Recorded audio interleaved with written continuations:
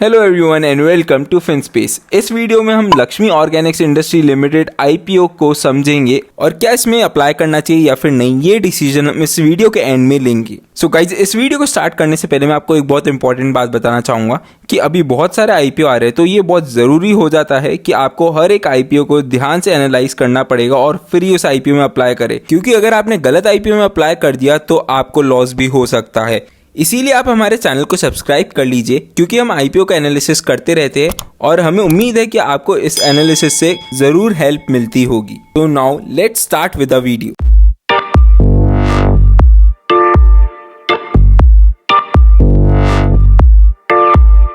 सबसे पहले हम Lakshmi Organics Industry limited company को समझते हैं और ये समझते हैं कि वो काम क्या करती है, जिससे कि अगर हम इस आईपीओ में लगाते हैं और अगर वो अलॉट भी हो जाते हैं तो हमें ये शेयर लॉन्ग टर्म के लिए होल्ड करना चाहिए या नहीं करना चाहिए, वो डिसीजन लेने में हेल्प करेगा। सो ये कंपनी 1989 के अंदर इनकॉर्पोरेट हुई थी मुंबई महाराष्ट्र के अंदर। सो लक्ष्मी ऑर्गेनिक्स इंडस्ट्री लिमिटेड के नाम से हम समझ सकते हैं कि ये केमिकल सेक्टर की कंपनी है, लेकिन केमिकल सेक्टर तो एक ब्रॉड टर्म हो गया। अगर मैं आपको स्पेसिफिकली बताऊं तो कंपनी के प्रोडक्ट्स दो पार्ट में डिवाइडेड है। पहला है एसिटाइल इंटरमीडिएट्स एंड सेकंड है speciality intermediates.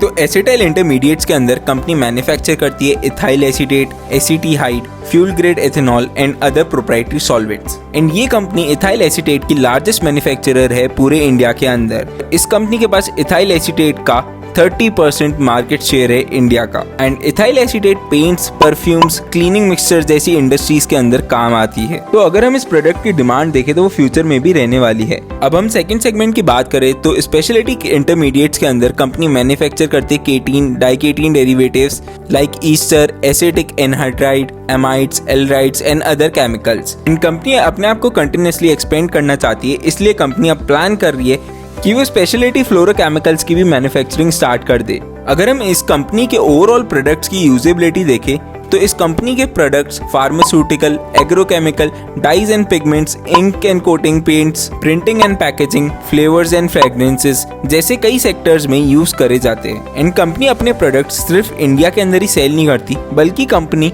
Across the world 30 countries से ज्यादा में अपने प्रोडक्ट्स को सप्लाई करती है। इसके साथ ही अगर हम इस कंपनी के कस्टमर्स की बात करें तो वो है doctor Reddy lab, Laurus labs, granules India, Alembic pharmaceuticals, UPL limited और ऐसी कई कंपनीज अपना रॉ मटेरियल इस कंपनी से खरीदती हैं। सो ओवरऑल अगर हम बात करें तो इस कंपनी का कस्टमर बेस बहुत ही स्ट्रॉन्ग है।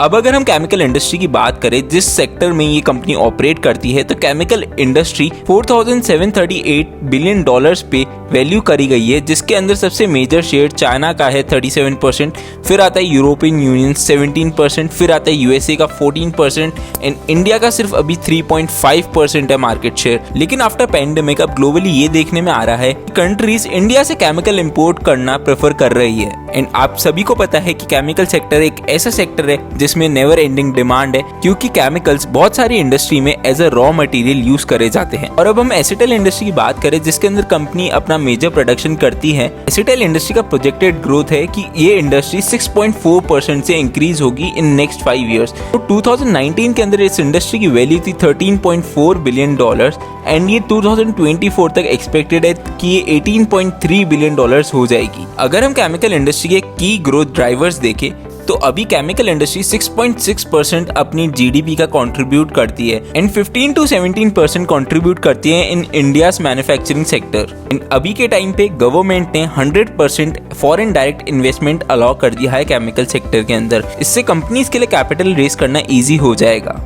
एंड ऑल्सो अभी गवर्नमेंट ने प्रोडक्शन लिंक्ड इंसेंटिव स्कीम निकाली है PLI, जिसके अंदर गवर्नमेंट ऐसा सोच रही है कि फार्मास्यूटिकल डिपार्टमेंट के अंदर गवर्नमेंट सिर्फ 30% इंपोर्ट करने के लिए अलाउ करेगी फार्मा कंपनीज को। तो इससे केमिकल सेक्टर के लिए एक बहुत अच्छी अपॉर्चुनिटी है कि उन्हें डोमेस्टिकली भी एक बहुत अच्छी डिमांड मिल जाएगी।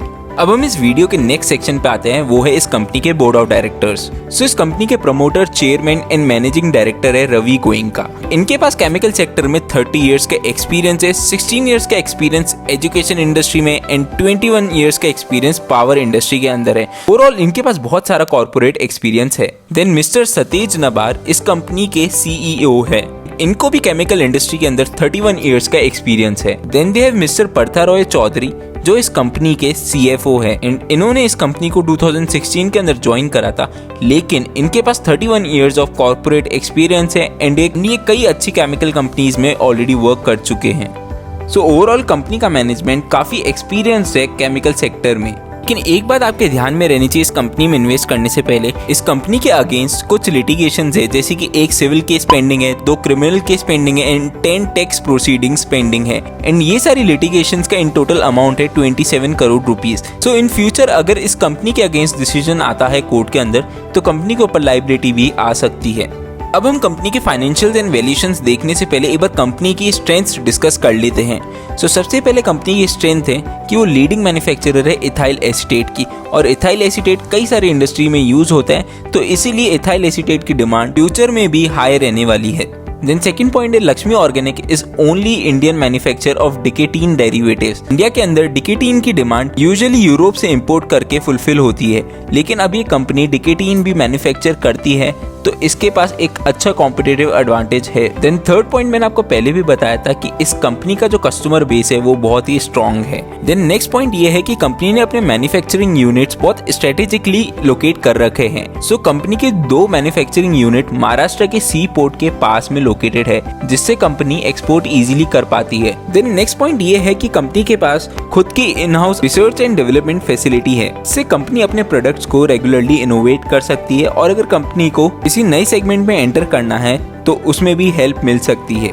अब हम कंपनी के फाइनेंशियल्स पे नजर डालते हैं, तो कंपनी का revenue, EBIT and PAT financial year 18 से फाइनेंशियल ईयर 20 में इंक्रीज हुआ है, लेकिन अगर फाइनेंशियल ईयर 19 से फाइनेंशियल ईयर 20 के अंदर देखें तो कंपनी की रेवेन्यू, एबिट, पैट वो स्लाइटली डिक्रीज हुआ है, और इसका मे भी एक रीजन हो सकता है फाइनेंशियल ईयर 20 के एंड में जो लॉकडाउन लगा था ये उसका इम्पैक्ट हो, लेकिन एक मेजर डिक्लाइन देखने को नहीं मिला है, तो ये कंसर्न की बात नहीं है। अब अगर हम कंपनी की ऑपरेटिंग एक्टिविटीज से कैश फ्लो की बात करें तो फाइनेंशियल ईयर 2018 के अंदर कंपनी का ऑपरेटिंग कैश फ्लो नेगेटिव में था, लेकिन फाइनेंशियल ईयर 19 एंड 20 के अंदर एक बहुत अच्छा इंप्रूवमेंट देखने को मिला है। एंड ये एक बहुत स्ट्रॉन्ग पॉइंट होता है कि कंपनी जो अपना बिजनेस कर रही है उससे वो एक पॉजिटिव कैश जनरेट कर पा रही है। अब हम कंपनी के ROCE एंड ROE की बात करें तो कंपनी के ROCE एंड ROE डिक्लाइन हो रहे फाइनेंशियल ईयर 18 से, एंड एज ए इन्वेस्टर ये एक अच्छा साइन नहीं है। एंड इसके साथ ही कंपनी का EPS भी फाइनेंशियल ईयर 2018 से डिक्लाइन हो रहा है। एंड अभी करंटली कंपनी का EPS है 2.86।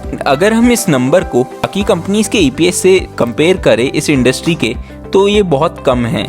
अब हम कंपनी के वैल्यूएशंस की बात करें, IPO के अपर प्राइस को लेते हुए 130 रुपीज, अगर हम इस कंपनी का PE रेशियो निकालते हैं तो वो आता है 44.83। एंड अगर हम इंडस्ट्री एवरेज PE की बात करें तो वो है 21.7। एंड अगर हम इस कंपनी का PE इसके पीयर ग्रुप से कंपेयर करें तो आरती इंडस्ट्रीज का है 24.92, अतुल लिमिटेड का है 17.75, फाइन ऑर्गेनिक्स इंडस्ट्री लिमिटेड का है 35.46, नवीन फ्लोराइन इंटरनेशनल लिमिटेड का है 14.68। सो इन सभी कंपनीज का PE रेशियो इस कंपनी की PE रेशियो से काफी कम है, तो इससे हम बोल सकते हैं कि वैल्यूएशन के हिसाब से ये IPO एक ओवर वैल्यूड IPO है। अब IPO की डिटेल्स जानने से पहले मैं आप सबको यही बोलना चाहूँगा कि अगर आपके पास डीमैट अकाउंट नहीं है तो आप अपना डीमैट अकाउंट फ्री में खुलवा सकते हैं एंजल ब्रोकिंग के साथ, लिंक डिस्क्रिप्शन बॉक्स में दे रखा है। और इसके साथ ही आप अपने सारे फैमिली मेंबर्स का भी अकाउंट खुलवा लीजिए, जिससे कि अगर आप किसी भी IPO में अप्लाई करते हैं तो आपको वो IPO अलॉट होने के चांसेस बहुत ज़्यादा बढ़ जाते हैं। नाउ अब IPO की डिटेल्स की बात करें तो आप IPO के अंदर 15 मार्च से लेकर 17 मार्च तक IPO में अप्लाई कर सकते हैं। एंड इस IPO का इशू साइज है 600 करोड़, जिसके अंदर से 300 करोड़ है फ्रेश इशू एंड 300 करोड़ है ऑफर फॉर सेल। एंड इस IPO की प्राइस बैंड होगी 129 से लेके 130 रुपीज तक। एंड एक लॉट 115 शेयर्स का होगा। एंड इस टोटल IPO में से 50% होगा QIB के लिए, 15% होगा NIB के लिए एंड 35% रहेगा रिटेल इन्वेस्टर्स के लिए। सो अगर हम अब बात करें कि कंपनी का ऑब्जेक्टिव क्या है इस IPO लाने के पीछे, तो कंपनी अपनी एक subsidiary Yellowstone fine chemicals private limited को फाइनेंस करना चाहती है उसके कैपिटल एक्सपेंडिचर में। एंड वो अपनी कुछ सब्सिडरीज की बोरोइंग्स भी रीपे करना चाहती है। एंड इसके अलावा कंपनी अपने जनरल कॉर्पोरेट पर्पस को मीट करने के लिए एंड वो अपने वर्किंग कैपिटल रिक्वायरमेंट को पूरा करने के लिए ये इशू ला रही है। अब इस वीडियो के लास्ट सेगमेंट में हम बात करेंगे कि हमारा क्या कंक्लूजन निकला है इस IPO को लेके, क्या हम इसमें अप्लाई करेंगे या फिर नहीं करेंगे। So basically Lakshmi Organics Industry limited एक बहुत ही अच्छे सेक्टर में ऑपरेट करती है। एंड कंपनी के पास कुछ अच्छे कॉम्पिटिटिव एडवांटेजेस भी हैं।